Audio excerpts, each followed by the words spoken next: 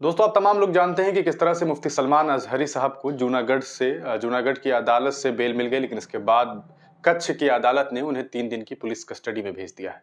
इस दरमियान ये देखा जा रहा है कि हिंदुस्तान के कई सारे जो लोग हैं वो मुफ्ती साहब के समर्थन में बातें लिख रहे हैं, लेकिन कुछ लोग हैं जो उनके खिलाफ बातें कर रहे हैं। और इसी बीच आपने देखा कि कल उत्तराखंड के हल्द्वानी में किस तरह से हल्द्वानी जो एक जगह है, वहाँ पर किस तरह से एक माहौल बना, जहाँ 6 मुसलमान नौजवानों को मार दिया गया है। मामला ये था कि एक मदरसे को तोड़ा गया, उसको इलीगल बता करके उसे वहाँ से हटाया जा रहा था, जिसको लेकर के अदालत से 14 फरवरी को फैसला आना था। लेकिन न जाने क्यों पुलिस प्रशासन को बहुत ज़्यादा उतावलापन था, और इसके पीछे क्या वजह है, ये प्रशासन के लोग जानते होंगे और आप समझते होंगे।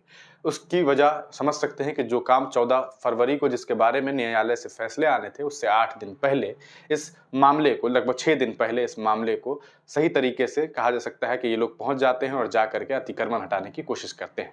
अतिक्रमण है, नहीं है, इसको लेकर के अभी लीगल बातें चल रही थी, और इसी दरमियान विरोध प्रदर्शन होता है। कुछ महिलाएं आती हैं, वो विरोध करती हैं, पुलिस के लोग उनके साथ मारपीट करते हैं, महिलाओं को घसीटा जाता है, जिसके वीडियोज़ वेब सोशल मीडिया पे वायरल हो रहे हैं। वक्त गुजरता है, पत्थरबाजी शुरू होती है, और फिर इसके बाद एक कम्युनल एंगल के तहत इस पूरे मामले को देखा जा रहा है। एक तरफ लोग नारेबाजी कर रहे हैं और दूसरे पर पत्थरबाजी कर रहे हैं, कोई बम मार रहा है, कोई बंदूक की गोलियां चला रहा है। इस बीच 6 मुस्लिम नौजवानों की मौत हो गई है, और अब इस पूरे मामले के बाद मुफ्ती सलमान अजहरी का भी नाम इस पूरे मामले में आ रहा है। अब तमाम लोग जानते हैं कि हिंदुस्तान में बहुत सारे पत्रकार हैं, लेकिन उन पत्रकारों में बहुत सारे ऐसे लोग हैं जो पत्रकारिता के नाम पर इस समाज में बहुत बड़ा धब्बा है। पत्रकारिता के नाम पर एक बहुत बड़ा चैनल है, बहुत बड़ा स्टारडम है, देश के प्रधानमंत्री ऐसे लोगों को जानते हैं, उनसे मिलते हैं, उनके साथ मुस्कुराकर बात करते हैं, लेकिन ये लोग एक समाज, एक समुदाय के खिलाफ ऐसी नफरती बातें करते हैं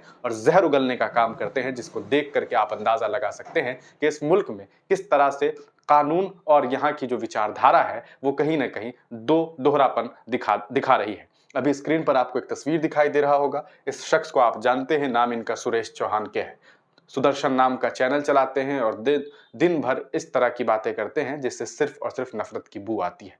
बाएं तरफ एक और तस्वीर आपको दिखाई दे रही होगी, जिसमें मुफ्ती सलमान अजहरी की तस्वीर के साथ खिलवाड़ किया गया है। अगर यही काम कोई और किसी और के लिए करता तो इस देश में हंगामा मच जाता, लेकिन एक पत्रकार खुलेआम इस तरह की हरकतें कर रहा है। लोगों के कंप्लेन के बावजूद इस पत्रकार पर कोई कार्रवाई नहीं होती है। इस पत्रकार के बारे में आपको इतना जरूर बता दूं कि ये एक ऐसा इंसान है जिसके ऊपर बलात्कार का आरोप है। कोर्ट में अंडर ट्रायल है, मामला चल रहा है, लेकिन इस पर इसने कभी आज तक बिंदास बोल शो नहीं चलाए।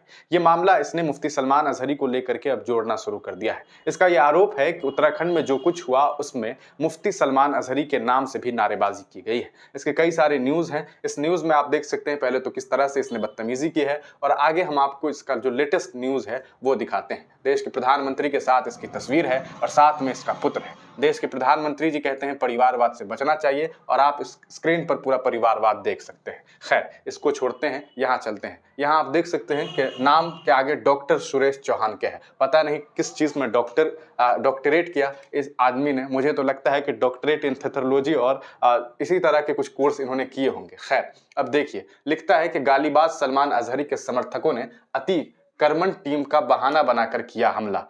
आगे ऊपर देखिए कि कई प्रत्यक्षदर्शियों ने बताया कि हमले के वक्त गालीबाज मुफ्ती सलमान अजहरी के लिए भी नारे लगाए गए हैं। गाली मतलब जो कुत्ता कह दिया था। इस देश में टी राजा सिंह लोगों को मां बहन की गालियां दे देता है, लेकिन उसके ऊपर कोई कार्रवाई नहीं होती है। इसी देश की सदन में मुसलमानों को कटवा, आतंकी और तरह तरह की बात एक सांसद के द्वारा दूसरे सांसद के लिए कह दिया जाता है, लेकिन उस पर कुछ नहीं होता है। लेकिन एक मुफ्ती इजराइल और फलस्तीन के मामले में जब शेर पड़ता है कि आज कुत्ते का वक्त है, कल हमारा दौर आएगा, तो इसे जबरदस्ती यहाँ के कुछ लोग अपने आप पर ले लेते हैं और खुद को कुत्ता समझने लग जाते हैं, जबकि यहाँ की वो बातें नहीं थी और इस कुत्ते को इतना बड़ा गाली बना दिया जाता है। खैर, आप तमाम लोग जानते हैं कि आजकल कुत्ते को लेकर के भारत में खूब चर्चाएं हैं। एक तरफ आवारे कुत्ते लोगों को मार रहे हैं, दूसरी तरफ भारतीय जनता पार्टी को कुत्तों से कुछ ज्यादा ही ऑब्सेशन हो गया है, जिसकी तस्वीरें आपने अभी हाल ही में कुछ दिन पहले देखा कि किस तरह से भारत जोड़ो न्याय यात्रा में राहुल गांधी ने जब एक कुत्ते को बिस्किट खिला दिया, तो यहाँ के भारतीय जनता पार्टी के नेताओं ने यह कहना शुरू कर दिया कि कार्यकर्ता को कुत्ता का खिलाया हुआ बिस्किट उन्होंने खिला दिया, जबकि ऐसी बात नहीं थी। उन्होंने उसके मालिक को बिस्किट दिया कि आप ही खिला दीजिए। तो आप तमाम लोग जानते हैं कि ये चीजें हैं। और अब इस पत्रकार का यह आरोप है कि मुफ्ती सलमान अजहरी के नारे लगाए गए। और ये कुछ वीडियो फुटेज दिखा रहा है। इस वीडियो फुटेज में जो फुटेज दिखाया जा रहा है, इसमें कई सारे फुटेज ऐसे हैं जो ये नहीं दिखा रहे हैं। औरंगजेब ने कैसे मारा होगा, गजवाए हिंद का ख्वाब देखता अजहरी का कई जहरीला वीडियो वायरल। गुजरात में हेट स्पीच देने वाला मुफ्ती सलमान मुंबई से गिरफ्तार। आगे देखते जाइए, आज उनका वक्त है, हमारा दौर आएगा। तो इसमें क्या गलत है? आगे देखिए कि भड़काऊ तकरीर पर घिरे अजहरी पर एफआईआर। आगे देखते जाइए, बिंदास बोल है इनका, कुत्तों का वक्त वाले सलमान अजहरी को बेल पर राहत नहीं। अब कच्छ हेट स्पीच में हो सकती है गिरफ्तारी, जो कि हो चुकी है, ये पुरानी बातें हैं। मोहम्मद का गुलाम आएगा मस्जिद को पाक फिर। तो अगर ये चीजें हैं तो इसमें क्या गलत है? आज इस देश में वही चीजें तो हो रही है जिस औरंगजेब को आप गालियां दे रहे हैं। आखिर उन्हीं औरंगजेब ने कई सारे काम इस देश में किए, लेकिन उसका कोई जिक्र नहीं है। ये वो हिंदुस्तान है जिसकी लगभग पूरी सरजमीन पर औरंगजेब ने कब्जा कर लिया था। अगर वो चाहता तो हिंदुस्तान की तमाम मंदिरों को तोड़ देता, लेकिन उसने ऐसा नहीं किया था। उसके ऊपर जो कुछ आरोप है, उस आरोप को अगर आप देखेंगे तो उसको लेकर के कोई भी सबूत नहीं है। लेकिन कहते हैं कि देश में जब देश के सदन में मंदिर और मस्जिद पे बातें होने लगी तो फिर इससे बड़ा अपमान इस देश की संसद का क्या हो सकता है। इस देश में हालात ये हैं कि एक सूबे का मुख्यमंत्री खुद खड़े होकर के देश के सदन में खड़े होकर के ये बात कहता है कि हमने तो बस 3 मांगा है। आप 3 मांगते हैं, मतलब आप साफ साफ कहिए कि आप 3 मंदिर मांग रहे हैं। तो क्या देश के सदन में मंदिर और मस्जिद की लड़ाई होनी चाहिए थी? ऐसा नहीं होना चाहिए था। देश के संविधान को अपनी पैरों से कुचल रहे यहाँ के नेताओं ने ये बात साबित कर दिया है कि आज हिंदुस्तान किसी संविधान का मोहताज नहीं है, बल्कि यहाँ पर कुछ लोग हैं जो डेमोक्रेसी के नाम पर मो〜सिस्टम को बनाने की कोशिश कर रहे हैं। और इसकी ताजा तरीन तस्वीर अब आप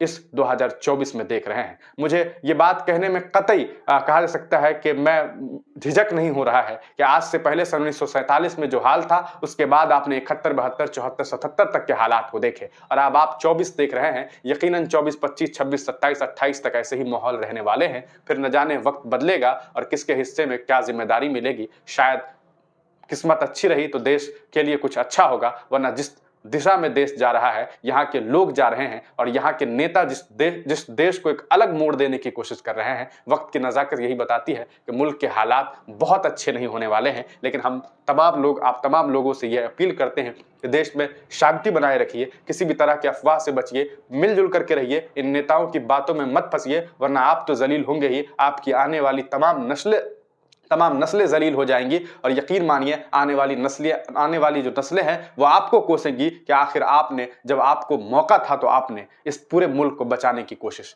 क्यों नहीं की।